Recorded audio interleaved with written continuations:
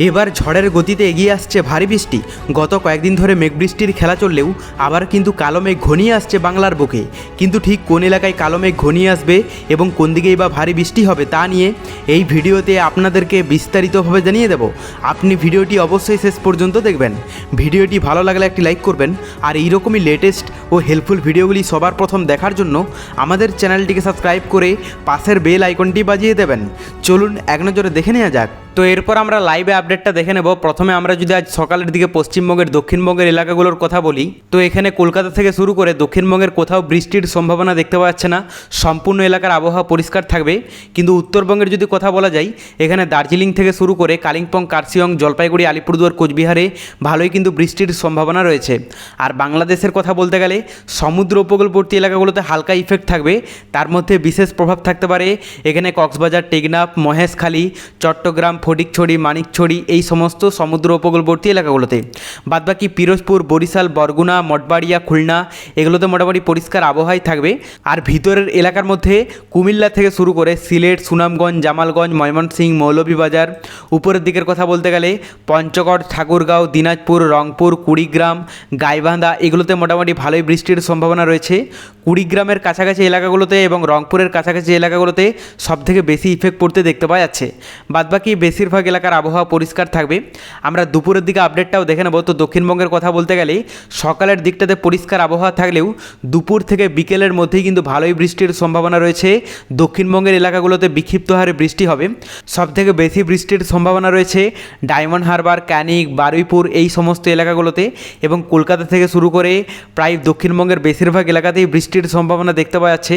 তবে এখানে কৃষ্ণনগর, হাওড়া, বহরমপুর, মুর্শিদাবাদ এগুলোতেও কিন্তু ভালো ইফেক্ট থাকবে।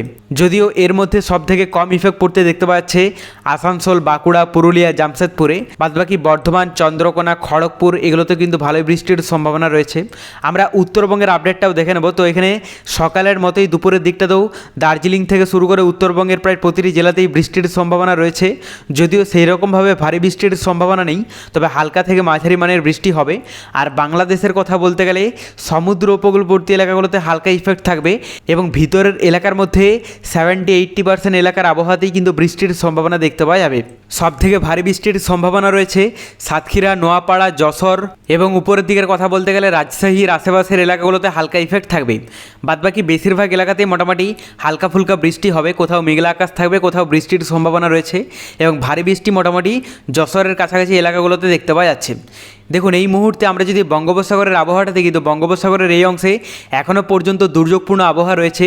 সম্পূর্ণ আবহাওয়া পরিষ্কার হয়নি। যদিও গত কয়েকদিন আগে দুর্যোগপূর্ণ আবহাওয়া ছিল, ঘূর্ণাবর্ত সৃষ্টি হয়েছিল উড়িষ্যার কাছাকাছি এলাকাগুলোতে, এবং বাংলাদেশেও একটি ঘূর্ণাবর্ত সৃষ্টি হয়েছিল, যার প্রভাবে বিক্ষিপ্ত এলাকা জুড়ে কিন্তু বৃষ্টি দেখা যাচ্ছে। তবে এই মুহূর্তে সেরকমভাবে ইফেক্ট না থাকলেও মোটামুটি হালকা ফুলকা বৃষ্টি হবে। পরবর্তীতে আবারও একটি বৃষ্টি বলে ঘনীভূত হচ্ছে, যার নাম দেওয়া হয়েছে রিমঝিম। তো এরপর আমরা তাপমাত্রাটা দেখে নেব যে নতুন কোনো চেঞ্জেস এসেছে কিনা। আজ দুপুরের দিকে প্রথমে আমরা যদি দক্ষিণবঙ্গের তাপমাত্রাটা দেখে নিই, তো এখানে কলকাতা এবং দক্ষিণবঙ্গের বেশিরভাগ এলাকার তাপমাত্রা থাকতে পারে 36-37 ডিগ্রির মধ্যে। উত্তরবঙ্গের কথা বলতে গেলে এখানে দার্জিলিংয়ে মোটামুটি 26 ডিগ্রি থাকবে। পাশাপাশি কালিম্পং, কার্শিয়ংয়ে 27 ডিগ্রি দেখতে পাওয়া যাচ্ছে। আর এদিকে জলপাইগুড়ি, আলিপুরদুয়ার, কোচবিহারের তাপমাত্রা থাকতে পারে 30 ডিগ্রির মধ্যে। বাংলাদেশের কথা বলতে গেলে সমুদ্র উপকূলবর্তী এলাকা এবং ভিতরের এলাকার মধ্যে বেশিরভাগ এলাকার তাপমাত্রা থাকতে পারে 31 ডিগ্রি থেকে শুরু করে 32-33 ডিগ্রি পর্যন্ত। আমরা রাতের দিকে তাপমাত্রাটাও দেখে নেব। তো এখানে কলকাতা এবং দক্ষিণবঙ্গের বেশিরভাগ এলাকার তাপমাত্রা থাকতে পারে 30-31 ডিগ্রির মধ্যে। উত্তরবঙ্গের কথা বলতে গেলে এখানে দার্জিলিংয়ে মোটামুটি 19 ডিগ্রি দেখতে পাওয়া যাচ্ছে। পাশাপাশি কালিম্পং, কার্শিয়ংয়ে 21 ডিগ্রি থাকবে। আর এদিকে জলপাইগুড়ি, আলিপুরদুয়ার, কোচবিহারের তাপমাত্রা থাকতে পারে 25 ডিগ্রির মধ্যে। বাংলাদেশের কথা বলতে গেলে সমুদ্র উপকূলবর্তী এলাকা এবং ভিতরের এলাকার মধ্যে বেশিরভাগ এলাকার তাপমাত্রা থাকতে পারে 26 ডিগ্রি থেকে শুরু করে 27-28 ডিগ্রি পর্যন্ত। তবে পরবর্তীতে বঙ্গোপসাগরে নতুন কোনো দুর্যোগের আভাস পেলে অবশ্যই আপনাদেরকে লাইভে জানিয়ে দেব। তার জন্য চ্যানেলটিকে সাবস্ক্রাইব করে রাখতে ভুলবেন না।